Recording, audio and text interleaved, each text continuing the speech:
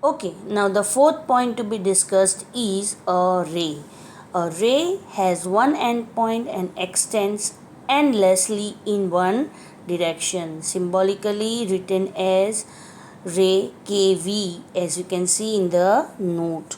Here there are many examples for the ray, like the sun rays, that the rays fall from the sun, ray that comes out from a torch light, and etc.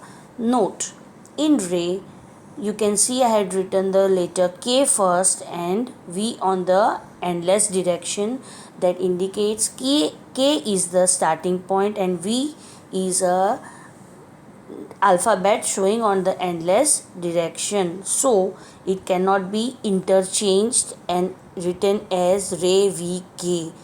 If there is a starting point on a ray, it should be written first, and the endless direction alphabet should be shown on the second position in a ray.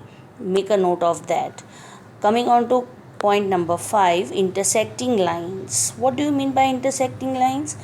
If two lines have one common point, they are called intersecting lines. Here in the diagram or figure you can see there are two lines, line L1 and line L2, which intersects or which touched at the same common point P. For example, crossing roads, letter X of the English alphabets. These are the examples of intersecting lines. Coming on to the point number 6, that is parallel lines. Lines, parallel means which do not meet. So, lines which do not meet are said to be parallel lines. Also, they are of equal distance. Symbolically, as you can see, I had written how it is written as in a symbolic form. Line AB parallel to line XY, or line L parallel to line L2. Two vertical lines are the symbolically representation of parallel lines.